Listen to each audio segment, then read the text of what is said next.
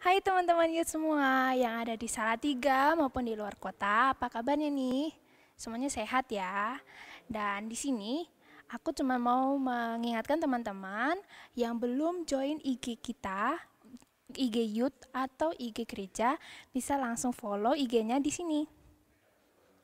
Dan kalau kalian belum gabung di grup WA atau butuh bantuan doa, bisa langsung hubungi aku di nomor ini ya. Jangan lupa untuk selalu update info-info maupun ayat-ayat harian lewat IG kita, karena setiap hari kita akan selalu posting ayat-ayat yang bisa menguatkan iman kita semua. Dan jangan lupa untuk terus ikut ibadah Youth di hari Jumat jam 6 sore dan ibadah hari Minggu jam 8 pagi di channel YouTube gereja kita.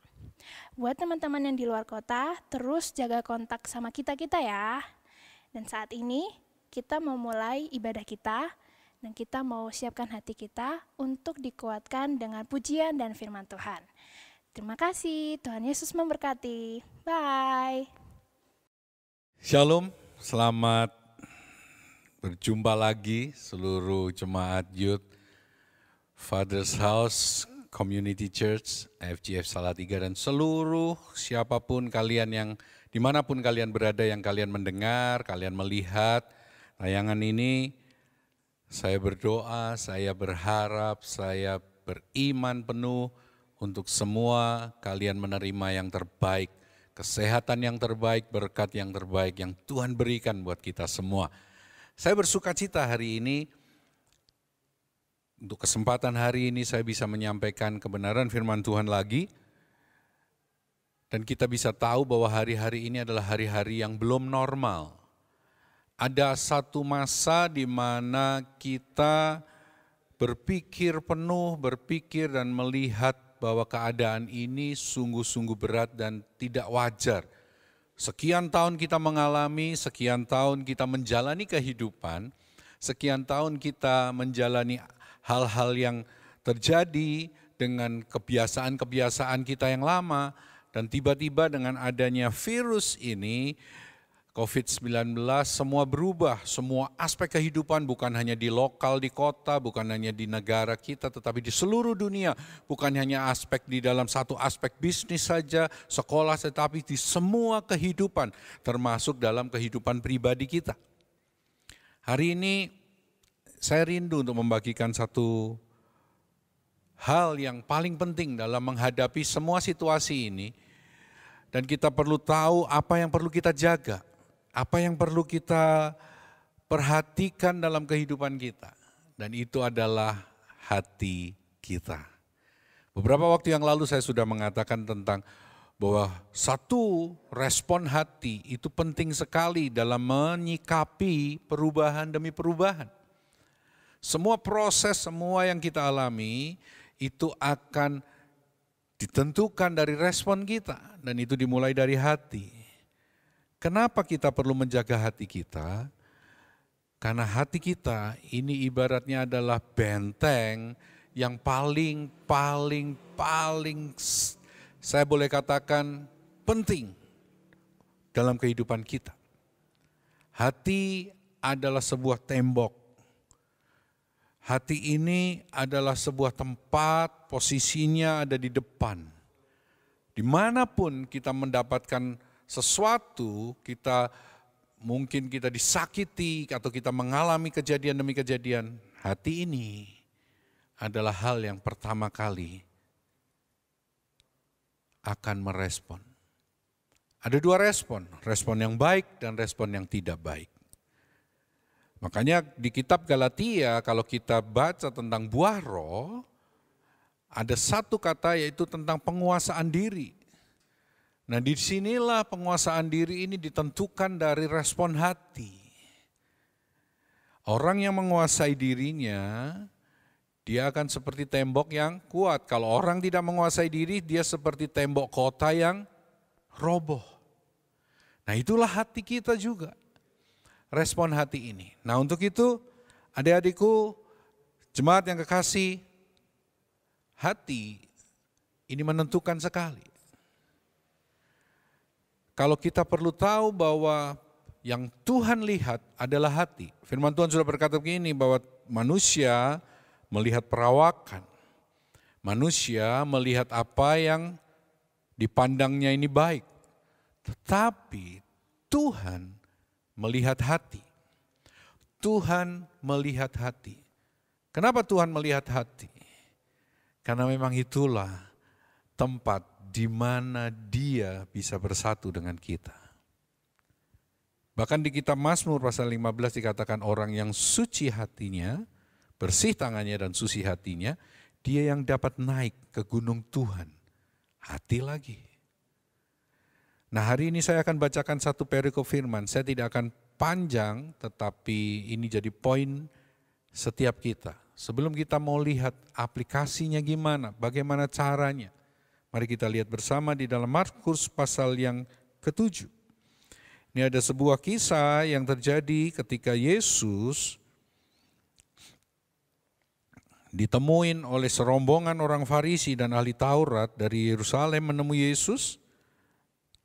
Karena mereka melihat bahwa murid-murid Yesus makan dengan tangan yang najis, makan dengan tangan yang kotor.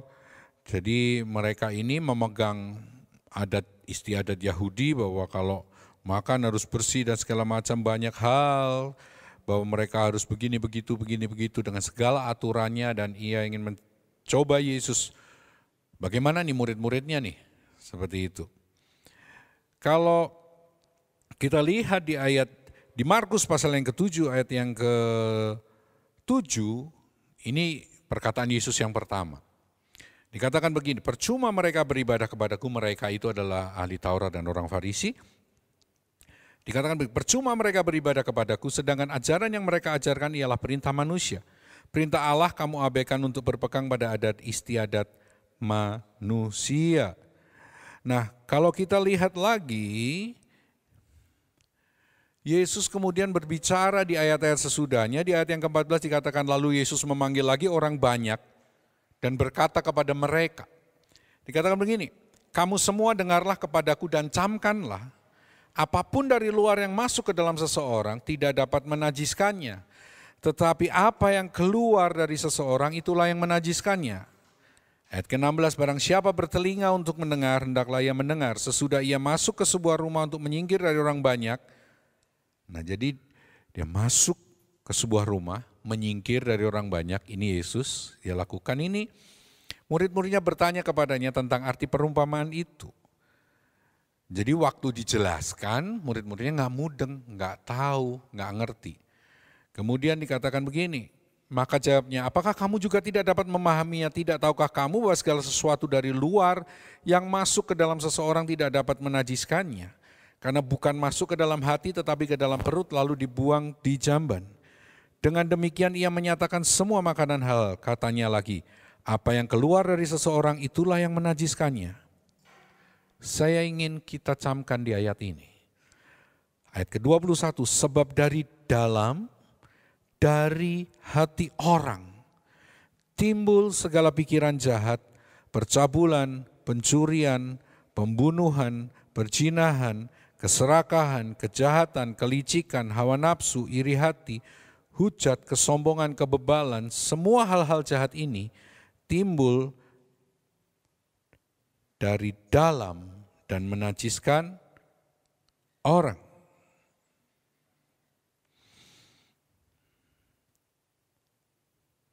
Saya rindu untuk setiap kita merenungkan ini. Yang diutamakan oleh Yesus, yang diutamakan oleh Tuhan adalah hati kita. 1 Korintus pasal yang ketiga ayat 16, jelas dikatakan bahwa tidak tahukah kamu bahwa tubuhmu adalah bait Roh Kudus, di mana Dia berdiam di dalam kita. Di ayat selanjutnya dikatakan barang siapa yang menajiskannya, barang siapa yang membuat tidak kudus, itu adalah menjadi musuh Tuhan. Tuhan murka, Tuhan tidak suka akan hal itu. Hati kembali. Di tengah situasi kuliah, sekolah, dan mungkin bekerja bagi kalian yang masih muda juga yang sedang bekerja. Hal-hal seperti inilah yang menjadi tantangan buat kita. Ada hal yang nggak normal, kuliah online, kemudian sekolah online, kemudian bekerja, ada yang sampai khawatir dia dipecat, dikurangin gajinya, ada situasi-situasi yang menekan kalian yang mulai usaha sepertinya baik, anak-anak muda mulai berkreasi, tapi ternyata hanya sebentar, kemudian ketakutan karena tidak laku atau apapun yang kalian kerjakan tidak berhasil. Respon hati ini benar. Ini benar-benar yang harus kita jaga. Firman Tuhan berkatakan seperti ini. Yang pertama yang harus kita lakukan adalah mari kita buat hati kita terus bersuka cita. Karena hati yang gembira itu adalah obat. Kalau kita lihat di Amsal, pasal 15 ayat ke-13 dikatakan, hati yang gembira membuat muka berseri-seri, tetapi kepedihan hati mematahkan semangat. Saya ingin balik ini ketika semangat kita patah, ketika kita nggak punya semangat lagi, mari koreksi hati kita. Apakah hati kita ada dalam sukacita bersama dengan Tuhan? Mungkin kau disakiti dengan situasi yang gak nyaman. Engkau mungkin disakitin oleh pribadi, seseorang, ataupun apapun. Engkau mungkin merasa ada yang gak beres. Ingat baik-baik, tetap bersukacita. Hati yang bergembira, itu membuat muka kita berseri-seri. Tetapi kepedihan hati mematahkan semangat kita.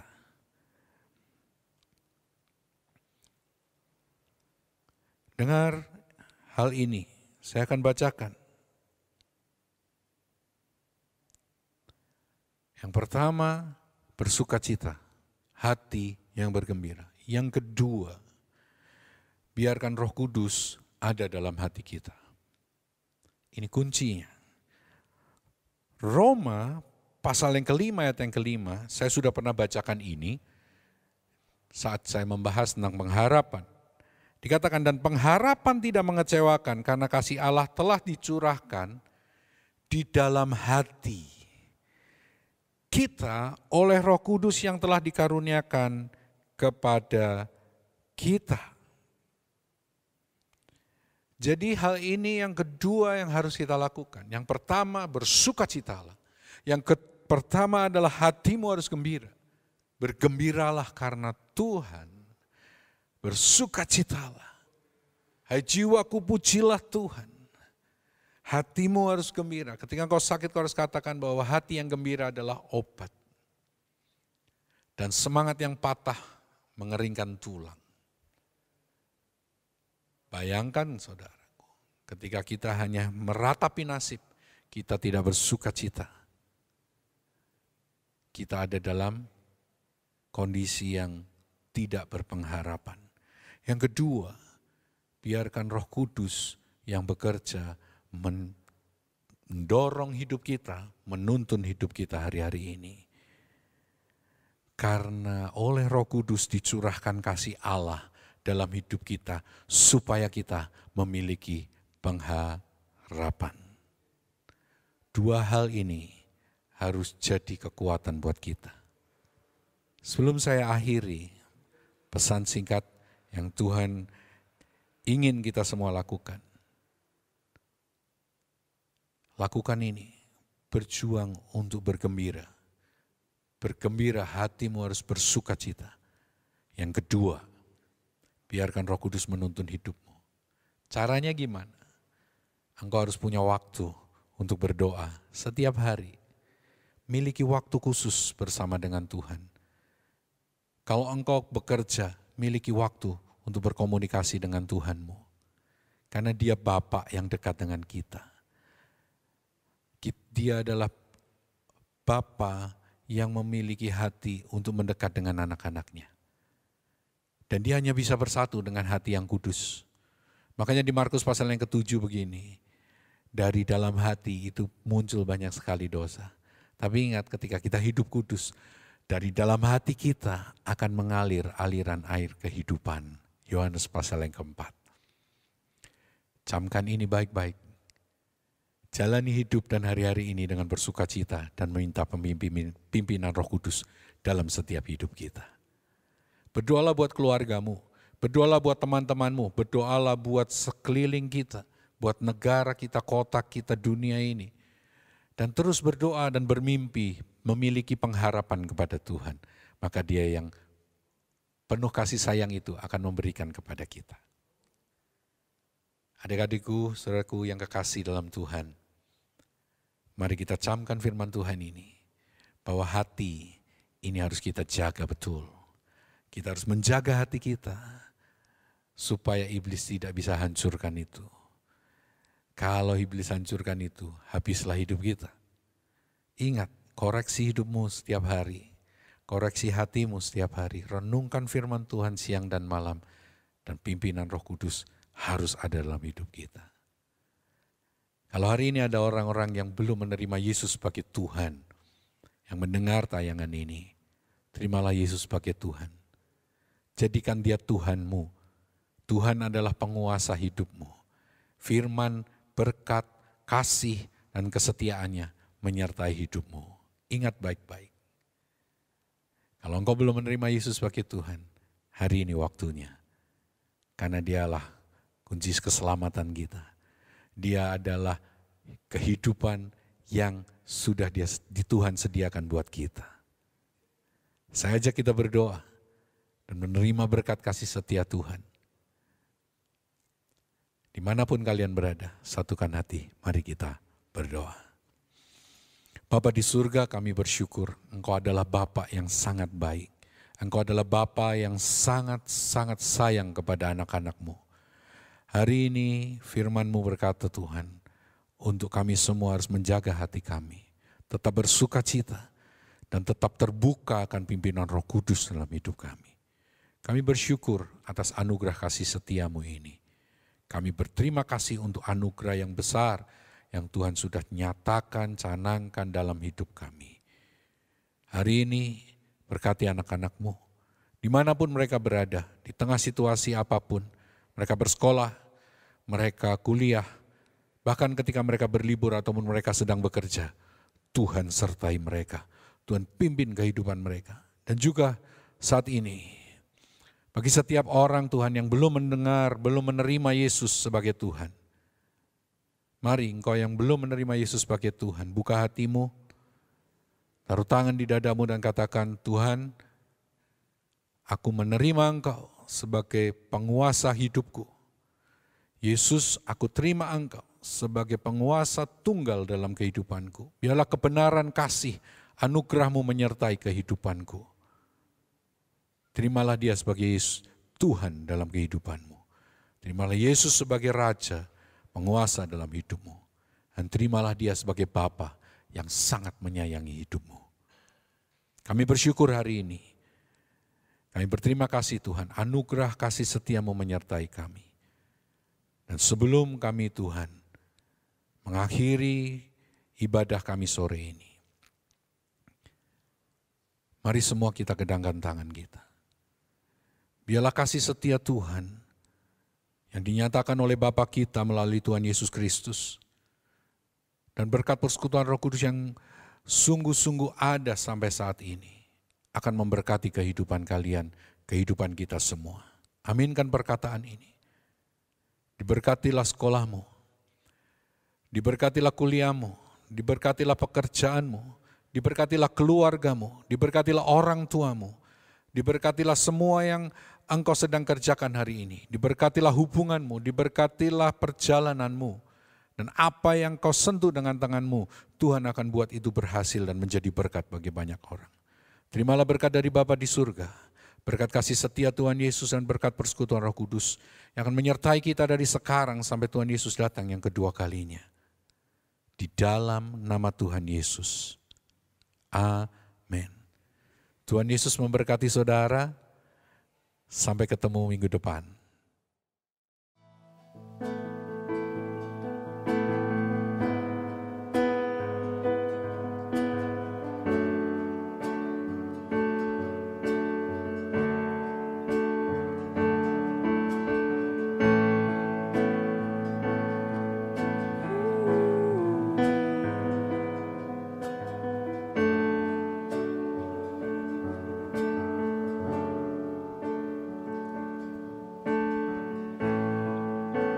bersyukur selalu bagi kasih-Mu di dalam hidupku.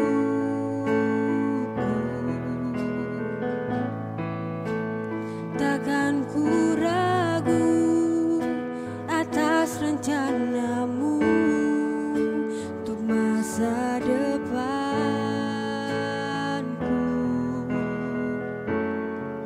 Sebagai Bapa yang baik, takkan pernah Kau melupakanku. Sebagai Bapa yang sangat baik, takkan pernah Kau meninggalkanku. Ku kan menari dan bersuka karena-Mu, oh Yesusku, dan ku kan minum air-Mu sebagai rasa rindu selalu. Ku hidup dalam-Mu dan hidup-Mu di dalamku, oh Yesusku, Kau sangat ku cinta.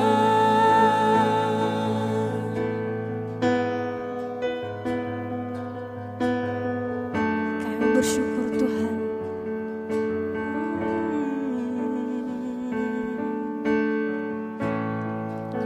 Bersyukur selalu bagi kasih-Mu di dalam hidupku.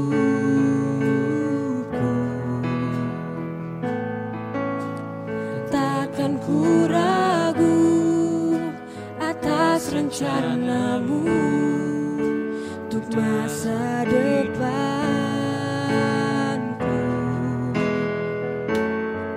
Sebagai Bapa yang baik, takkan pernah Kau melupakanku. Sebagai Bapa yang sangat baik, takkan pernah Kau meninggalkanku. Ku kan menari dan bersuka karena-Mu, oh Yesusku, dan ku kan minum air-Mu sebagai rasa rindu selalu. Ku hidup dalam-Mu dan hidup-Mu di dalamku, oh Yesusku, Kau sangat ku cinta.